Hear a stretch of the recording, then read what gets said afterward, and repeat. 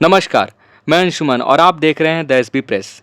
चलिए आज जानते हैं एक ऐसे व्यक्ति के बारे में जिनकी स्मरण शक्ति इतनी मजबूत थी कि वो मोटी से मोटी किताब भी एक बार में पढ़ भी सकते थे और याद भी रख सकते थे। जिनका मानना था, उठो जागो और तब तक मत रुको जब तक लक्ष्य की प्राप्ति ना हो जाए। मैं बात कर रहा हूँ प्रभावशाली आध्यात्मिक गुरु स्वामी विवेकानंद के बारे में। स्वामी विवेकानंद, जिनका असली नाम नरेंद्र नाथ दत्त था, का जन्म 12 जनवरी 1863 को कोलकाता में हुआ था। वे एक महान आध्यात्मिक गुरु, समाज सुधारक और प्रेरणादायक वक्ता थे।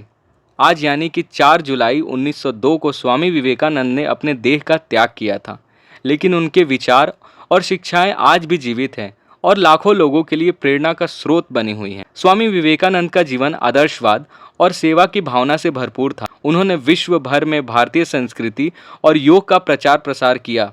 उनके प्रमुख कार्यों में 1853 में शिकागो में हुए विश्व धर्म महासभा में दिया गया उनका भाषण विशेष रूप से महत्वपूर्ण है। इस भाषण में उन्होंने वैश्विक स्तर पर ख्याति दिलाई और उन्हें भारतीय आध्यात्मिकता का सार विश्व को बताया। उनके द्वारा दिए गए भाषण की पहली पंक्ति, मेरे अमेरिकी भाइयों और बहनों, ने ही समस्त सभा का ध्यान उनकी ओर आकर्षित कर लिया था।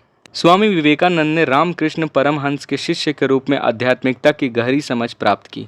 उन्होंने 1897 में रामकृष्ण मिशन की स्थापना की, जिसका उद्देश्य समाज सेवा और आध्यात्मिक विकास था। वे मानते थे कि सेवा ही सबसे बड़ा धर्म है और समाज के निर्धन और असहाय लोगों की सेवा करना ही सच्चा धर्म है। स्वामी विवेकानंद के विचारों में भारतीय समाज को जागरूक और आत्मनिर्भर बनाने की प्रबल भावना थी।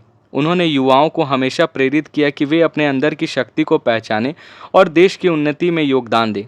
वे कहते थे, उठो जागो और तब तक मत रुको जब तक लक्ष्य प्राप्त ना हो जाए। उनका मानना था कि प्रत्येक व्यक्ति के अंदर अपार शक्ति और संभावनाएं छिपी होती हैं, जिन्हें जागरूक होकर पहचाना जा सकता है। उन्होंने भारतीय शिक्षा प्रणाली में सुधार की बात कही और कहा कि शिक्षा का उद्देश्य मनुष्य को सशक्त और आत्मनिर्भर बनाना होना चाहिए। स्वामी विवेकानंद का जीवन और उनके विचार आज भी भारतीय समाज के लिए अत्यंत प्रासंगिक है। और इसी प्रकार की जानकारी के लिए जुड़े रहे हमारे साथ। धन्यवाद।